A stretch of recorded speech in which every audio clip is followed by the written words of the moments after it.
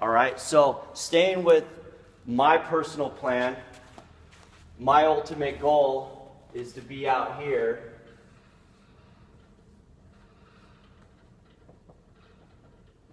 with basically financial freedom, all right, through my gym. All right, so that means that my gym is generating enough money that if I was to leave and put my time into another effort or venture, the gym itself will sustain itself, will be profitable. That's my ultimate goal. Yours may be different, but that's my ultimate goal. My also ultimate goal is I would like to step into that arena of training professional athletes one-on-one, whether it be basketball, football, and that's way out there. Right now, I'm not quite to that point, but that's where I'm keeping my eye on. But back in 2011, 2010, I guess, I was right here, okay? And I was sitting in a cubicle working for someone else. But I had an idea that, hey, I've done the certifications I needed to do. I love training people. I think I can turn this into a business for myself. So my first goal once I got started and my plan was I need to get, while I'm working, I need to be able to bring in an extra $2K a month, $2,000 a month. So in my head, in my plan, I said, I need to either gather 20 people at an average of $100 per month of training them. And now some may pay you more, some may pay you less. Like I was saying in the previous video, you have to be willing at this point to work for free. You have to be able to give out bro deals, whatever it may be, because you're trying not only to get your name out there, but to get it in your head that yes, I am a coach, I am a trainer, okay? This isn't just a part-time thing. This is ultimately what I am. So you have to create that in your mind, and the more and more that you do it, the better you become at it, all right? So 20 people, $100 a month, $2,000. Now, I look at this plan, and this is where the writing comes involved, because then I get into my head and I say, well, what resources do I have? I don't have a facility. I don't have any equipment, but I do have my mind. I know I can motivate people. I know I can coach. I know I can train people. So I search around. I say, you know what? The best way that I can do this is that I'm going to find clients that will benefit from body weight workouts. Okay, so that being said, the biggest attraction for the body weight style of workouts, whether it's interval training, that type of thing, are women. So I need to go out there, I need to find women to train. I put this in my plan. So I'm looking for women to train.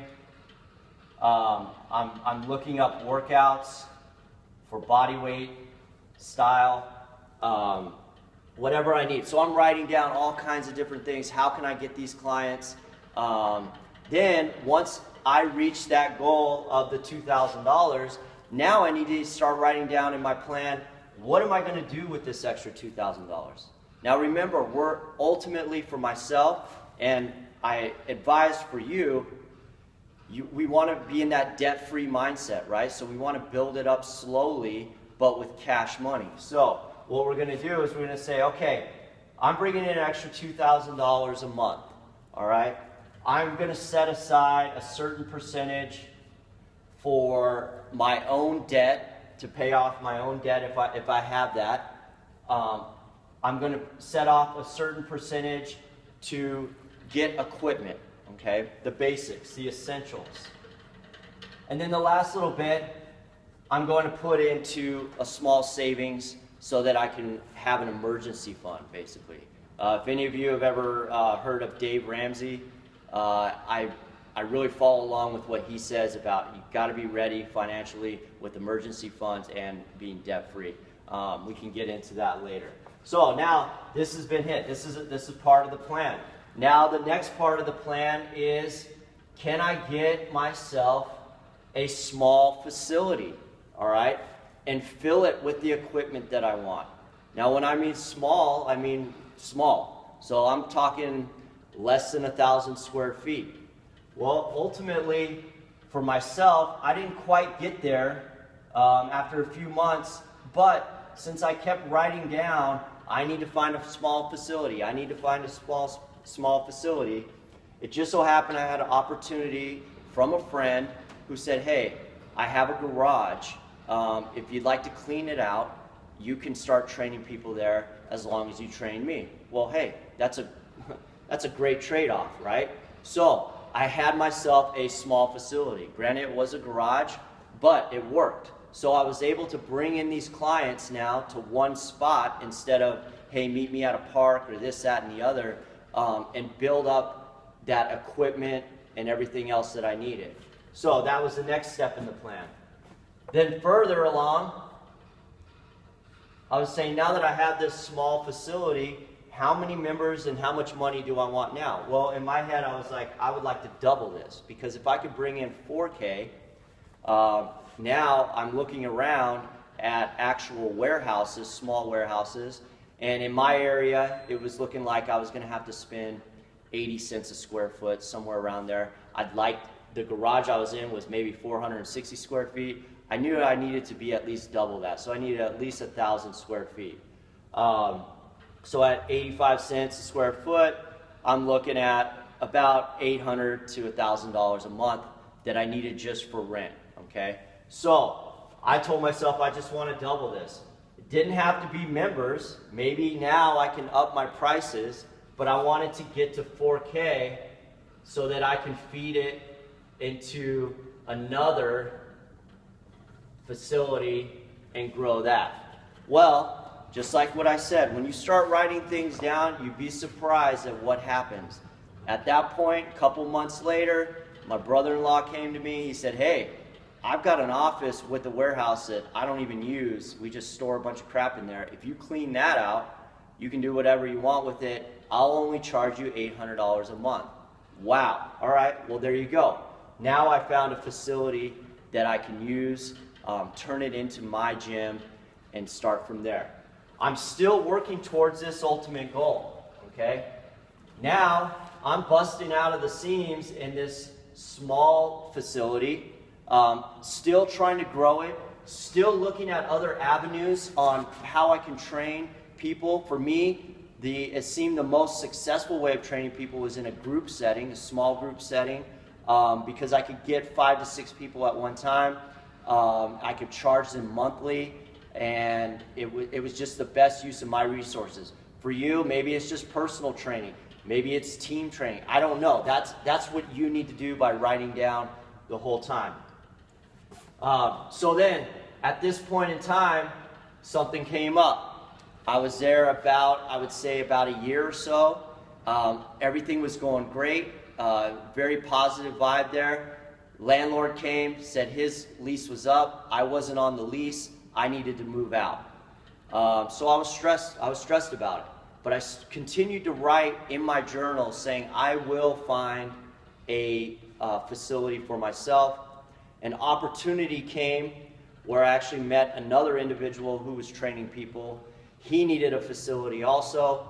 We went together and tried to find a larger facility that basically we would just split the rent in half.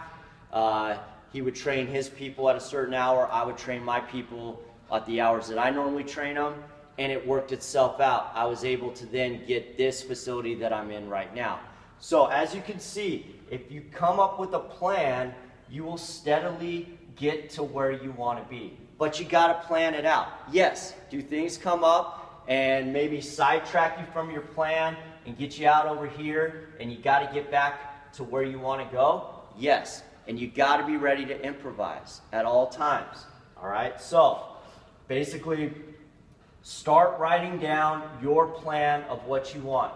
If you want to think long term, I would probably only go about 10 years out. All right, then start scaling it back to 6 months out, then a year out what you want, 2 years out, and then 5 years out from there. Because things are going to change.